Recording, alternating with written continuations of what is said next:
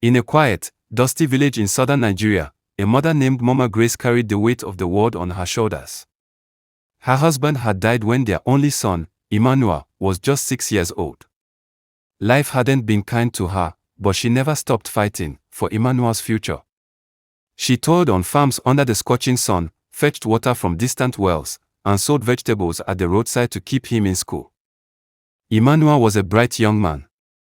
He studied under candlelight, often going to bed hungry so his mother could eat. Yet through all the hardship, he made it through school, finishing university with pride and hope burning in his chest. The whole village rejoiced the day he returned with his certificate. He will lift us out of poverty, people said. Mama Grace danced in the compound that night, weeping tears of joy. Go to Lagos, she told him. Go and become the man I know you are. Lagos, the city of dreams and disappointment. With a small nylon bag, worn shoes, and just 5,000 Nigerian nairas in his pocket, Emmanuel boarded a bus to Lagos. He was determined, motivated, full of dreams. But Lagos swallowed him whole. For the first few weeks, he stayed with a distant cousin. Then came the long lines at job centers, the ignored applications, the false promises, the "we'll get back to you" emails that never came. The cousin soon kicked him out, and Emmanuel began sleeping in uncompleted buildings, washing cars and doing odd jobs just to survive. He stopped calling home often. What would he say? That the son she suffered for was now begging for food. One hot afternoon, Emmanuel sat on the roadside near Lekki, hungry and exhausted. That's when a black Mercedes-Benz G-Wagon pulled up beside him. The window rolled down. Emmanuel. A voice called. It was David, his old secondary school mate. Back then, David was a quiet, average student. But now, he was unrecognizably rich, gold rings, designer watches, and confidence that filled the air. They hugged, laughed, and caught up. My brother, what happened to you? David asked. Emmanuel sighed. Life in Lagos is not like the stories we heard. David leaned back. I can help you, but this life is not for the faint-hearted. Are you ready to do what it takes? Emmanuel, desperate and tired, said yes. The circle of wealth. That night, David took Emmanuel to an extravagant mansion on the outskirts of Lagos. Inside, wealthy men and women gathered in black robes. They called themselves the Circle of Wealth. The air was cold even though the night was warm. Candles lit the corners. A strange smell lingered. At the center stood an old man in crimson robes, his eyes unnaturally bright. You wish to be rich? The old man asked. Then bring us something valuable, the man said. Not money, not gold.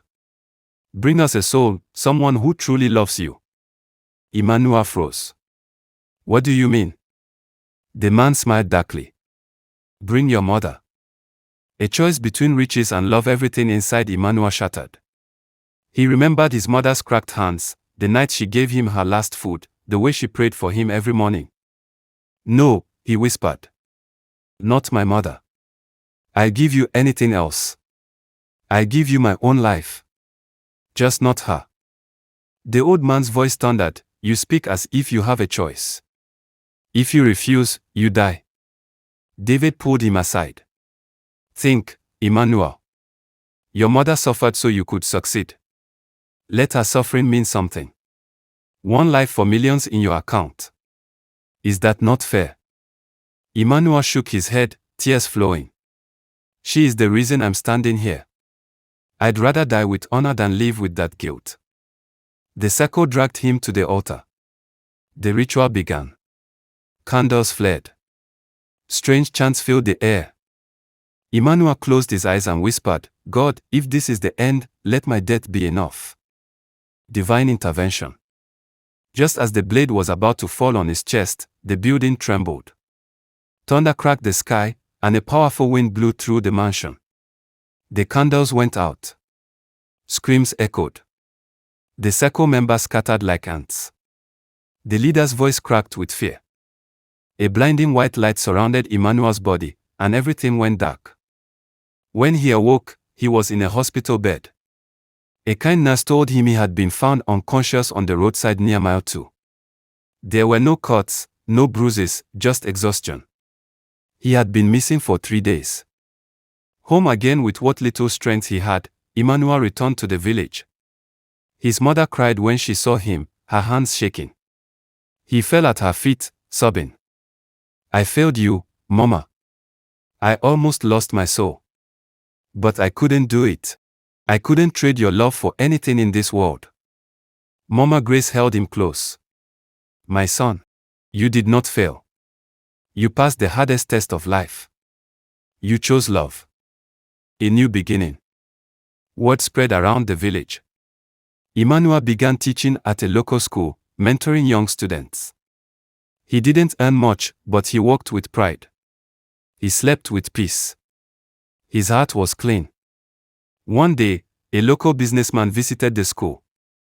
He saw Emmanuel's passion and integrity and offered him a scholarship to study abroad. Emmanuel went on to become an educator and speaker, sharing his story about the price of love, choices, and sacrifice. He never became a millionaire. But he became something greater. A man his mother could be proud of. Moral of the story: not every door to success is worth opening. Sometimes, the greatest wealth is having peace in your soul and love in your heart. Thank you for watching. Never forget to subscribe to our channel.